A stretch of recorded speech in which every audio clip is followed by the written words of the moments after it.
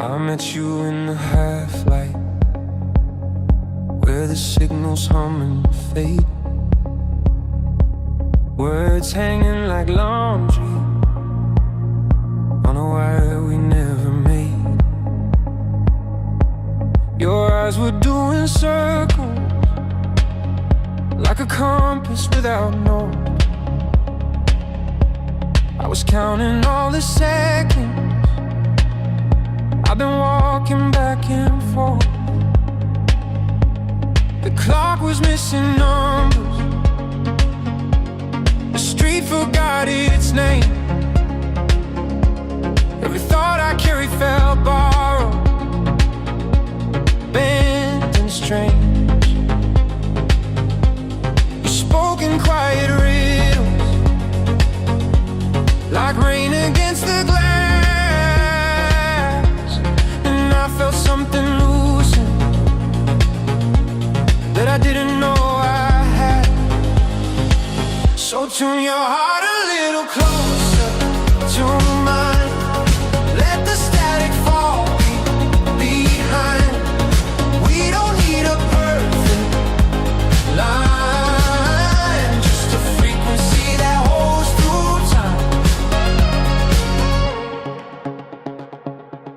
I've been trading paper promises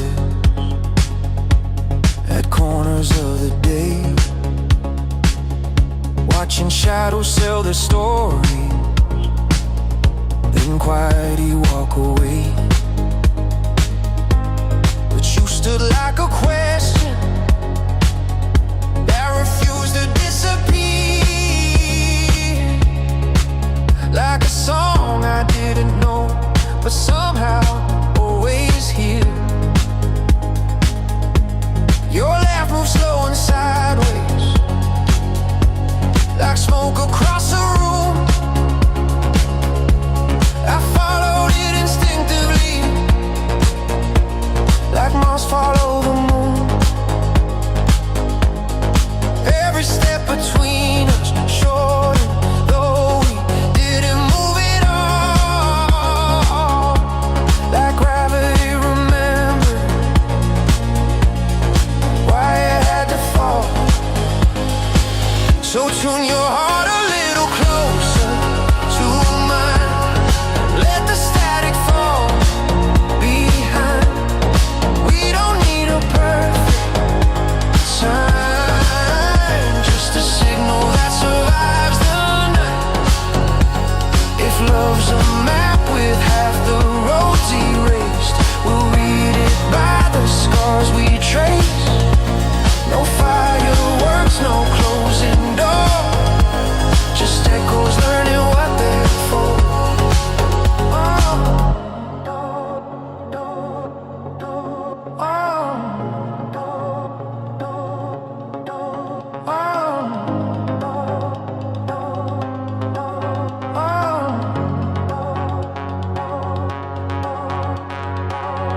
Now the world keeps spinning stories it insists are true, but I hear a softer rhythm every time I look at you, like something ancient waking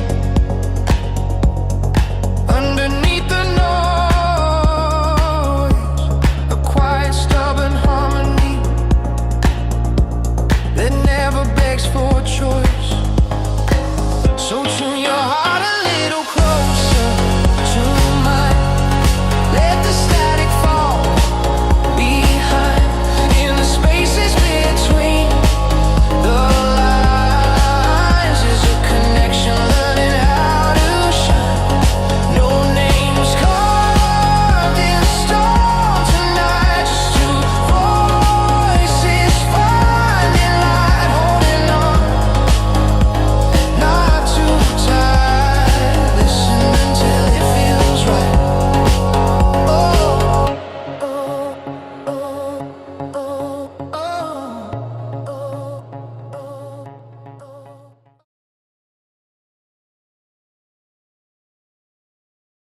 It's like a weird hiccup that happens towards the end of the the tracks as you upload stuff. I don't understand that. All right, I'm just turning on. Look at this. Every day there's an improvement to Substack. I gotta tell you, I'm impressed. It's quite amazing.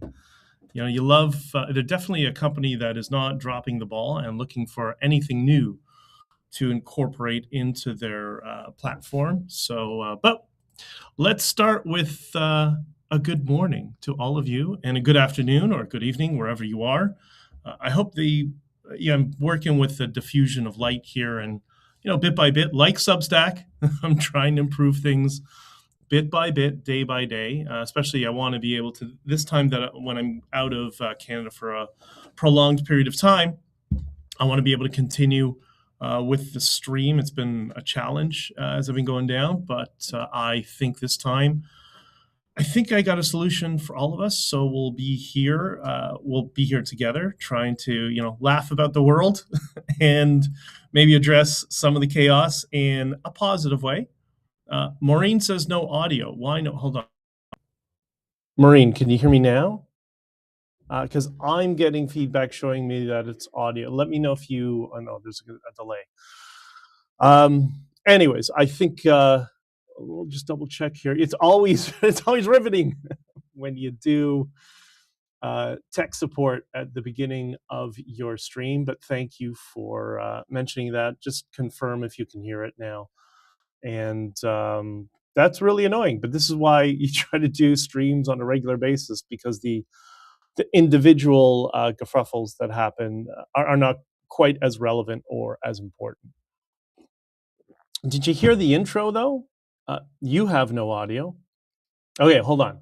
I'm going to prepare for some feedback, because I'm going to go to Maureen. I'm doing this especially for you, because I want to make sure that you can hear me too. And this is kind of an ongoing thing. Sometimes the codexes get confused and stuff. So you're going to get a little bit of feedback. I'm going to turn on my sound here. And let's go to, let's go to X and see if there's any sound coming from it. So let's load. Get confused and stuff. See? You're going to get a little bit of feedback. I'm going to turn on. See, there's the delay. So Maureen, it can't be on my end. Megan, hey Megan, good to see you. Megan has audio.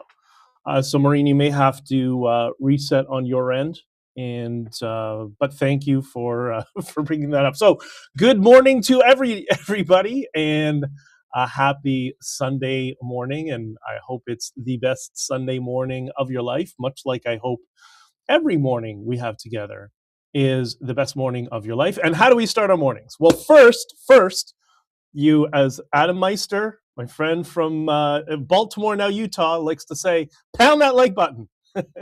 He's very enthusiastic. I love that guy. So yeah, give a like to the stream. That helps. I think maybe that's what's been helping with the analytics and the fact that I'm now engaged in this more regularly, and that will increase. But how do we start our mornings? Come on, you know how we do it. We start with Canada's new official land acknowledgement. So grab your cup, get ready to sip. We all come together, and it says, I don't know if any of you have memorized it yet, but you should. Canada's new land acknowledgement is, we'd like to gently, because we're Canadian, right? We're polite. We'd like to gently acknowledge that we're standing on the traditional territory of, well, whomever was here and was savagely killing each other at the time. Anyway, they aren't in charge anymore. We're here until the Americans take over. Sip. It's the context of things being positive. That's what makes them humorous. And that it's important sometimes that when you're going to address an important issue, you do it with a little bit of brevity and a little bit of humor, just because that way it becomes more digestible to people who might be sucked into some of the echo chambers that we're all being pushed into. Good morning, Risa. I hope you're not typing while you're driving, Risa. Good morning. It's good to see you too, and everybody else. There's a whole bunch of you now on Substack. And I just want to start with, I appreciate you. I appreciate all of you for coming here. You're amazing. And this is why I'm going to be investing so much time in this. I think I have a strategy for the locals for the micro lessons and how to package all that stuff. I think it's going to be helpful for those of you who want to know this stuff, right? For those of you who watch Scott Adams, he started this micro lesson thing. He had like 240 different micro lessons. And since we've had similar training in similar disciplines, there's some issues I want to address that are tangential to what he addressed. And I think the micro lesson format lends itself perfectly to that. So that's going to come sometime soon. I'll let you know. But before that, we want to start with something really positive. If you want something positive that's going to put a tear in your eye and make you smile, feel a little bit better about the world, type in punch the monkey. All right? Punch the monkey. Punch is a name. You're not actually punching a monkey. Punch is a macaque who is an internet sensation. I first was shown it by somebody I'm very close with on Instagram yesterday. You should check it out. That will definitely brighten up your day a little bit and put a smile on your face, and maybe you may shed a tear or not. I'm working on the rebrand, by the way, of the stream. I'm leaning towards. I've restructured the playlist just so it's a little bit more clear to people. Coffee with BJ Dichter, or should it just be Coffee with BJ? I figured Coffee with BJ Dichter would be great because the Groiper wannabes, the mid-century German wannabes, will make fun of my name, even though it's a German name, ironically. And I'm hoping they'll take the bait and use that or should it just Coffee with BJ or Coffee with BJ Dichter? I don't know. You let me know what you think has a better ring to it. I think we determined yesterday I'm never going to be the Minister of Tourism for the state of Colombia, country of Colombia, as we discussed La Muñeca, the hit woman. And we also discussed the Instagram sex trafficker, the Instagram model. I can't remember her name is. I don't have in my notes today, but it was Liliana something. But anyways, I don't want to take away from the fact that Colombia has La Muñeca. It has the sex traffickers. It has lots of Mexican narco cartels there. And it's got a communist guerrilla as its president, who tried to turn it into a blackface Trudeau-like S-hole, but failed. But it's a beautiful country. But the thing is, I list all of those things, and you know what I start to think? Well, sounds like Canada, doesn't it? But you know what? In fairness, unlike Colombia, Canada will have ISIS fighters in our military with our current trajectory. So I think Colombia is a little bit more stable than we're, at least in terms of their trajectory, because Colombia will be fixed in the elections in May. By the way, I don't know if I told you that I've given a couple of presentations in the US on national security threats coming from Canada. The one particular one that I did was quite long for one of the NGOs down there, was particularly granular and specific. I don't know if that's an area of interest of something I should maybe expand upon here in the locals. That's definitely something that's got to be behind a paywall. But if you think that's something I should address, I will. Tonight, by the way, not on record, 8 p.m. For those who don't know already, one of the podcasts that I produce, starring Joseph Newberger, Michael Burry, Diana Davison. They are, and Joseph's staff and his law firm. That's a defense law firm that focuses on false allegations, Me Too, false sex allegations, a variety of topics, but trying to show people the legal system. We do sometimes do a comparative analysis between the United States and Canada. I'm not the lawyer, they are, but I have learned a lot in the many years that I've been working for them, and I was not new to the legal system, not because I've been in trouble, just because I have so many friends who went to law school and people in family growing up that were involved in the legal system. It's Ramadan. Curious, we're going to get into that. Maureen, you will not be disappointed today. I promise you. And aloha, Heidi. Hola, Heidi, ¿cómo estás? I hope everything is good with you too. So anyways, back to Canada, the ISIS ISIS-ridden s-hole that it's become.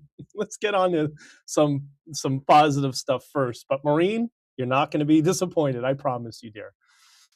So first, Ford has released a prototype for their new $30,000 EV truck.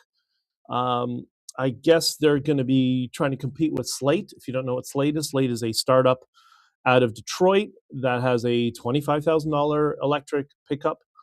But in Ford's case, it does seem to be, and it looks like the styling is very similar to, not quite as rigid, but in terms of its aerodynamic packaging, it's basically a Tesla Cybertruck underneath. And that's according to a number of publications, everything Car and Driver, Google News was regurgitating other people's stuff and whatever. I don't know the original source for it. I guess a bunch of auto journalists were at a presentation, so it's many people were covering this. But what's interesting about it is Ford poached some senior engineers from Tesla to build the truck. So it's not just, looks similar in terms of profile to the Cybertruck, but it seems the people who engineered the Cybertruck also engineered the Ford one. And, I'm going to give myself a pat on the back for this. Scott Adams always talked about the ability to predict. And I've had some good predictions. I've had some ones that failed, but I've had a lot of surprising ones. Many years ago, I predicted that on a podcast, actually, one of the first podcasts I did with a close friend of mine, as kind of a practice for where we're going to go with all the other podcasting I was doing. And this was long before even politics, a while ago. And I made this prediction on one of our episodes that Tesla would dominate the auto sector. And this was in, I think, 2013, if I'm not mistaken. And this was after I drove a Tesla Model S in Miami. I actually drove two cars the same day. The Model S hadn't been released yet, but they had a demo day for people who put deposits on them. And I had a friend who put a deposit in Miami. So this was in 2012. We drove the same day a Tesla Model S and a Fisker Karma. For those who don't know, Fisker Karma was a electric hybrid, and but it was supposed to compete with Tesla. And I argued in this podcast when I talked about how Tesla would dominate the auto sector. It's because the basis of my argument is that a heavy equipment manufacturer, which is what automotive manufacturers are, could not compete with a tech startup for a number of reasons. Tooling, infrastructure, unions, all that sort of stuff. I might have been right, but there was also something else. That is a perfect example. Fisker and let's say Fisker and the regular auto sector versus Tesla. For those of you, I know there's some of you who watch Scott Adams. That is a perfect example of the contrast between linear thinking and systems thinking. This is why I invested in Tesla very early. I understand the car industry. I'm a techie. I understand systems thinking. And it was very clear in the very beginning that Tesla was doing a broader system. So when Elon Musk talks about, his long-term plan, I can't remember how he branded it, like his mega plan or super plan, whatever it was. And he unveiled many stages at the time of the unveiling of the Model 3. That is systems thinking versus the traditional auto sector and heavy equipment manufacturers. And think about it this way. I know some people hate electric cars. I love both. I love some electric cars. I love, give me a V8 with a supercharger and a 6-speed any day. I don't like automatic transmissions, to be honest. But, it is what it is and the world changes. Do you think we'll be driving gas-powered cars or be gas-powered vehicles in 100 years from now? We probably will have diesel trucks, or diesels will become hybrided in some way, shape, or form. And there's a whole bunch of engineering reasons for that. And you probably see, Tesla EV tractor trailers in urban areas, which is fine. You won't see them long haul, I don't think, at least for not with some massive innovation to batteries. And I think we're just too far away from that. And it becomes prohibitively heavy, and there's a whole bunch of reasons for that. But my point is, do you think we're going to have gas-powered cars in 100 years from now?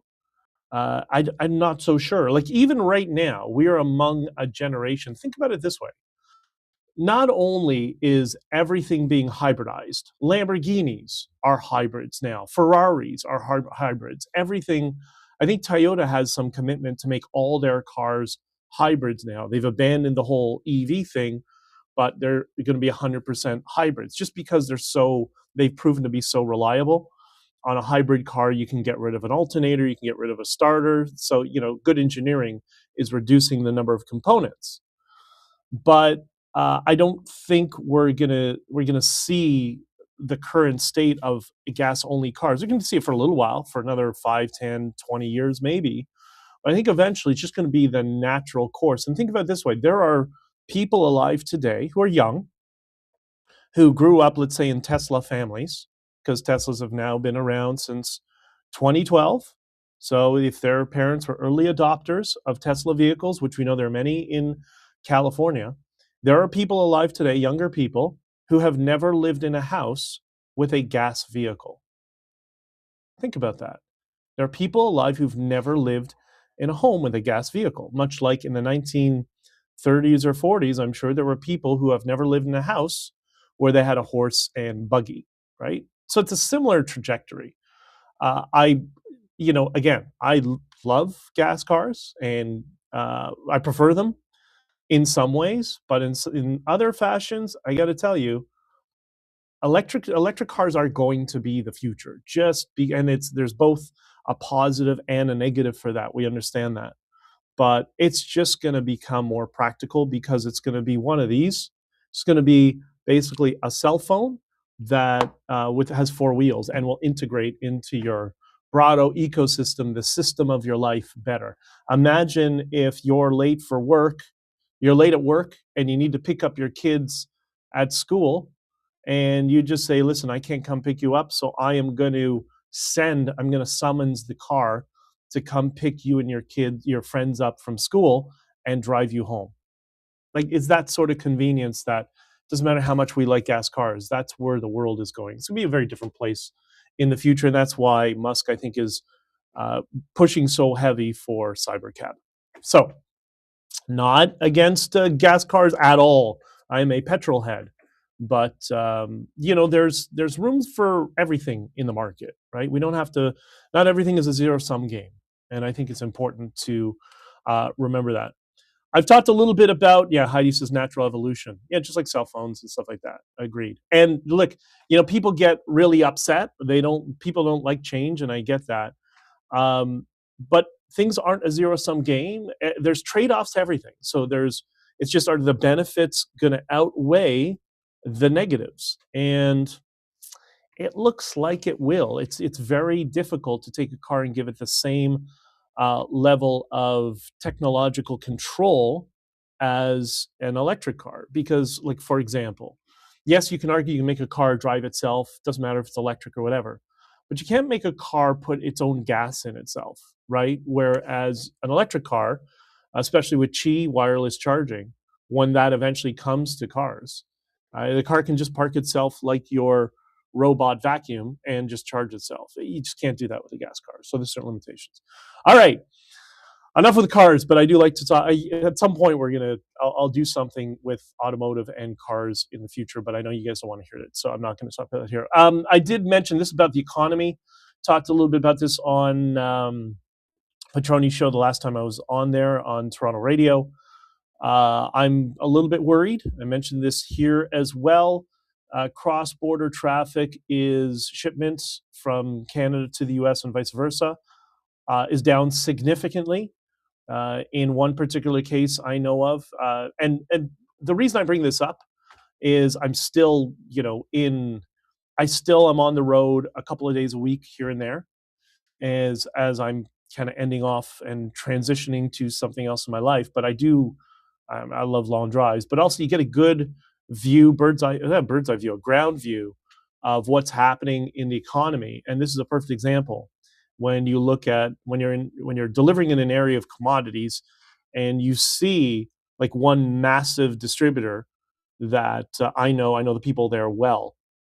They have gone from 25 truckloads a day to 10. That's not good. That's not good because this is in an area of the economy that is often has a latency factor of 6 to 9 months. So if this is ongoing and sustained, and this, by the way, started around COVID time, towards the end of COVID, where you would have 2 weeks of like full bull market and 2 weeks of things would be, oh my God, we're on the brink of a collapse. But right now it's been sustained for some time, a couple of months now. And yeah, it's starting to get a little concerning why there's we know that tariffs are part of it, but I don't think that's exclusively what it is. I think the left is going to try to use that as an excuse and say, oh, it's the tariffs. But I think it's, there's a latency factor in all economic solutions. Like when the Fed prints more more treasury bills, it's 18 months, or a better example, when they adjust interest rates, the effect of interest rate adjustment is not felt for 18 months after. So I think we're gonna be we're facing some tough times, but there are some positive solution. Maureen says Canada an energy superpower, my ass. Yeah, it should be, but instead we're doing what Argentina did under Juan Perón and the other socialists and communists and fascist wannabes. I know people are like the left always wants to have hyper distinction between the three, and I'm like, sorry, they are all forms of collectivism. They're all bad. Okay, in one scenario, the government owns the company, the other one, a private company, but they control it. I don't care. It's the same thing. It's the same thing. It's the equivalent of what Scott talked about, word thinking, trying to redefine, our interpretations of words. Maureen says, I'd take a taxi and avoid paying car insurance, electrical setup. Yeah, I think that's most people. Like I'm a big car guy, so for me, it's a big, emotional change that you gotta. Hey, is this the whole industry going to change the way I want it? But if you're not into cars, like Scott Adams is not into cars, other friends who aren't, they just don't care. They're like, yeah, if I can have a robot drive me instead of my driving myself, then great. For me, I'm one of those people who has this, we experience this hypnotic state when we drive that is very calming and very relaxing.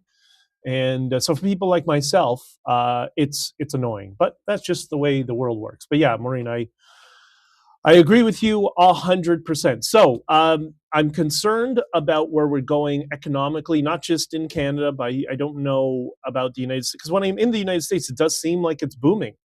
And it seems like it's booming in certain economies. When you go to Florida, and maybe this is a hat tip to Ron DeSantis. And by the way, Ron DeSantis, what did he do? Just got rid of the Florida state legislature? Just got rid of property tax? Really? Like, okay, great. I mean, maybe that's the positive vision we can have of the future with more libertarian economic policies. That's why I hate the labels of conservative, liberal, libertarian. Objective is a good label, but again, I don't like labels because every philosophy sometimes has something to contribute. And sometime in the near future, I'm going to talk about the contributions that come from the more socially liberal side of things. And I can give you specific examples. And the world has changed a lot and things have gotten spiraled out of control. But, there are certain aspects that are helpful from each political philosophy. At least that's kind of how I see it. Okay, so we're going to start in a little bit more spicy stuff. Maureen. So somebody who I very much admire and have for many, many years, who I met a long time ago, a gentleman by the name of Robert Spencer from Jihad Watch. I hope people from the Carney government are watching. They would have had a collective heart attack. No, but a collectivist heart attack. So Robert has been working on Jihad Watch for over a decade.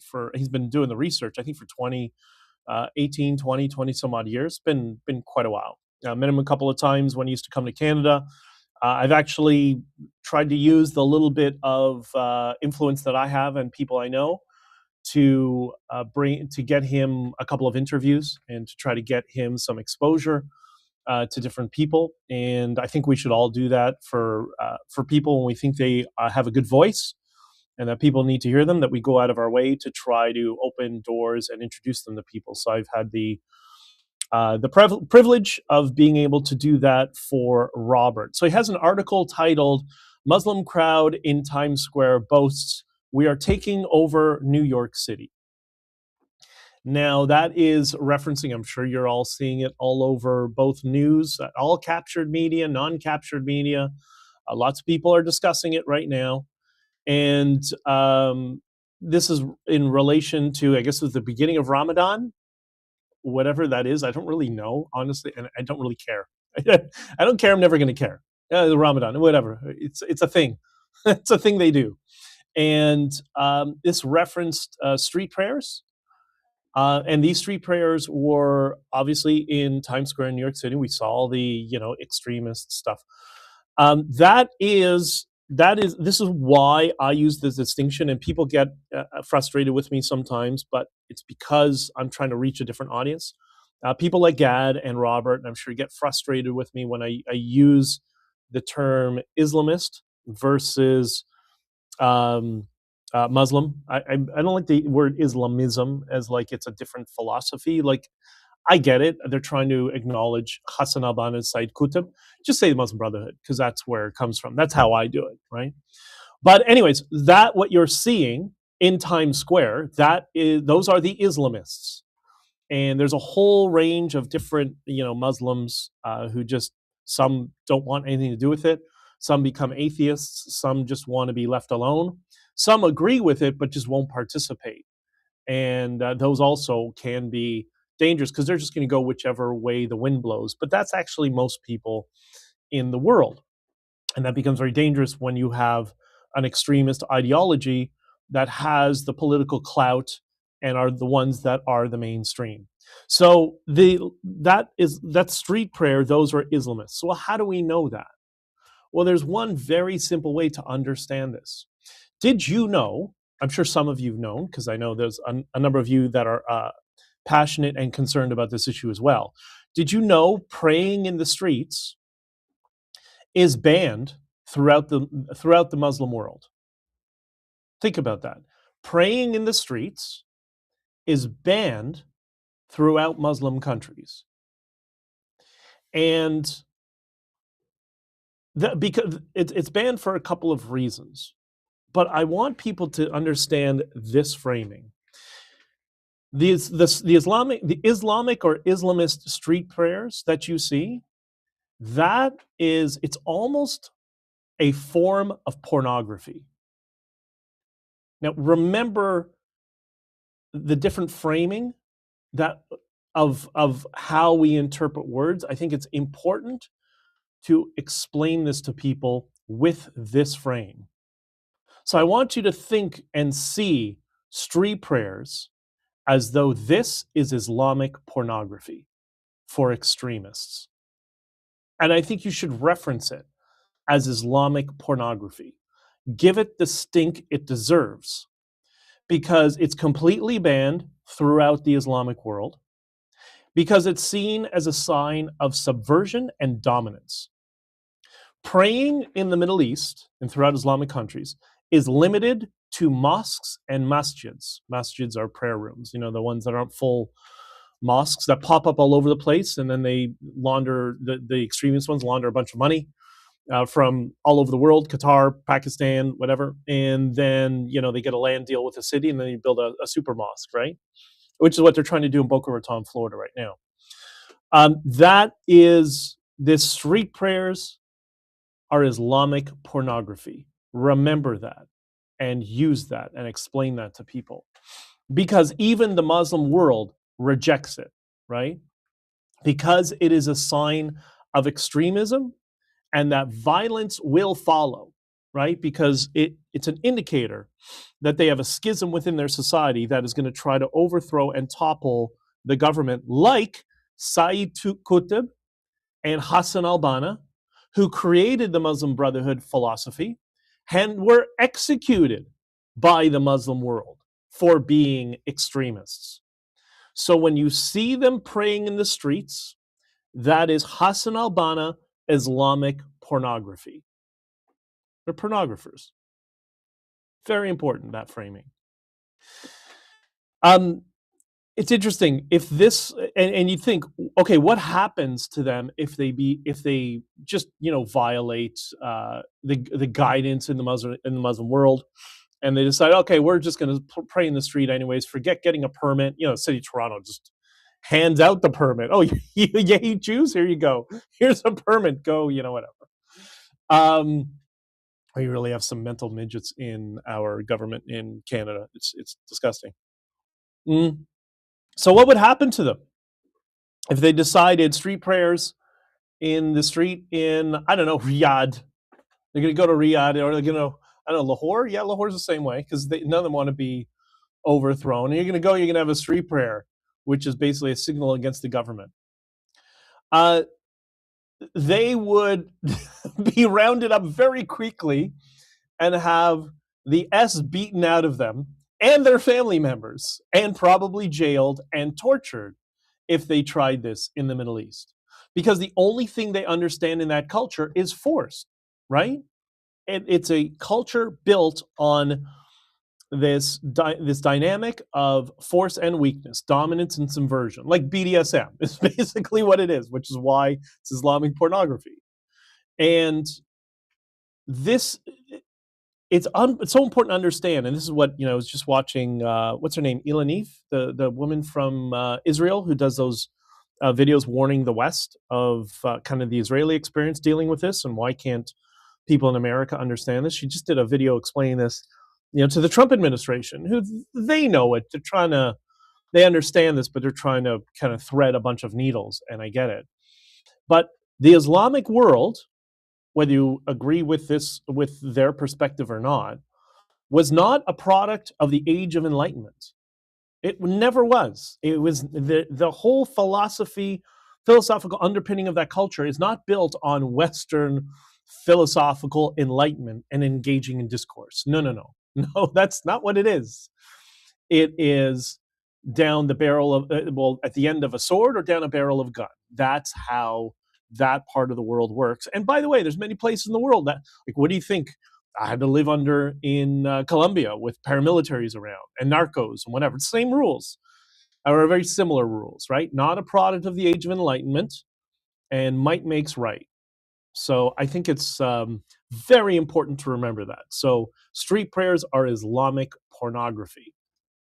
And by the way, mentioning Robert Spencer and Jihad Watch, he was one of the first cases I've heard of somebody who was a public figure who was debanked for having opinions and speaking out on this issue long before the trucker convoy, by the way, long before it. And I tried to mention this to some Bitcoiners, because this is one of the many things me and the Bitcoiners are simpatico on, which is using the banking system as a weapon against citizens. And many of you will come on board to this side as the extremists get more and more political power over time, right? But yeah, Robert Spencer, Jihad Watch, was one of the first that I know of that was debanked. And I posted online, and Robert responded this morning. He said, yes, but that was a long time ago. And I agree, and that's the point. That's why I brought it up. We need not to archive and forget our history. Not that he was suggesting we do. I get that. He was being humble, which I appreciate. But it's important to amplify these scenarios and amplify the strifes we've been through in our history, so we don't forget what has happened in the past, or else we're going to be lost into the future. So please, if you don't already, read Jihad Watch and put it on your daily reading list. Robert Spencer is extremely important. He's been trying to sound the alarm for decades. And it's funny now, I think people are now, it's becoming, because this topic is now safe to discuss. For the past decade where I discussed it was not safe. Now it's finally entering the modern public discourse. So now we can, discuss it a little bit. But check out Robert Spencer and Jihad Watch. He's somebody I know who was, how shall we say, he had other political philosophies that were political topics that were way more important to him. But I remember bringing up Jihad Watch and thinking he would, a very libertarian guy, and remember thinking he would react negatively. And this was, I don't know, 6 years ago, 7 years ago, when again, wasn't trendy to talk about this stuff. And I mentioned to him, I said, "What do you think about Jihad Watch?" Thinking he's, going to react negatively. He said, "There is nothing from Jihad Watch that I would not publish. He is completely credible in everything he does.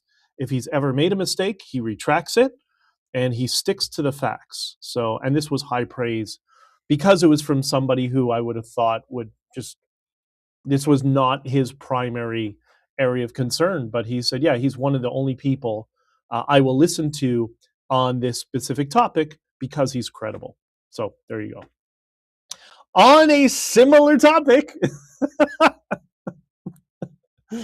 oh my God, there's somebody,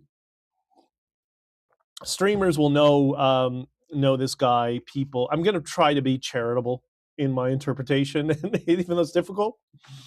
There is somebody in the online space, I guess, did he come from the gamer space, or he came from the pickup artist space or something like that?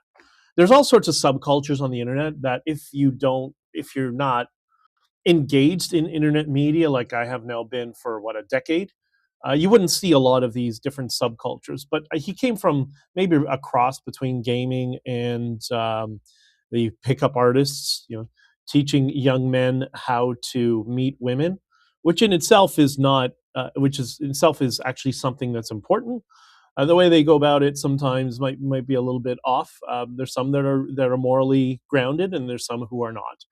But I don't know. I just know he's adjacent to that.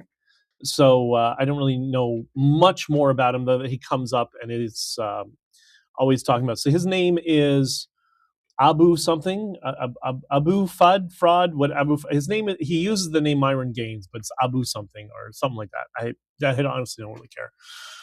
But he, in these related events to the topic we just discussed, the Islamic street prayers, he came out against the Islamist street prayers in New York. And he posted one of his videos. It's not the usual dancing like a clown trying to saying something edgy about the Jews or whatever. He actually came out and he attacked the Islamists in New York engaging in the street prayers, calling them stupid and mother effers.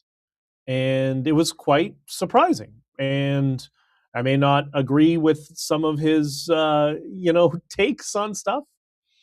But what he said is this is an exercise in dominance, and they want to take over. And he said, look, if you want to take over, if you want to live in an Islamic country, go, leave, get out, pick one of the 50. You can go there. That this America is not an Islamic country. The important context is he himself is Muslim from the Sudanese desert somewhere. And he himself is calling them out and explaining to his audience that these people are, he also had some other epithets to refer to them as, but basically explaining that they're just trying to take over, and he was not kind in his interpretation of them. And I got to say, I appreciate him saying that. I think it's important that he said that, irrespective. I don't have much taste for some of the other stuff. But why is he doing this? Why would he come out so viciously against the Islamists praying in the streets of New York, which again, I welcome, despite the fact he seemed to have some aligned values?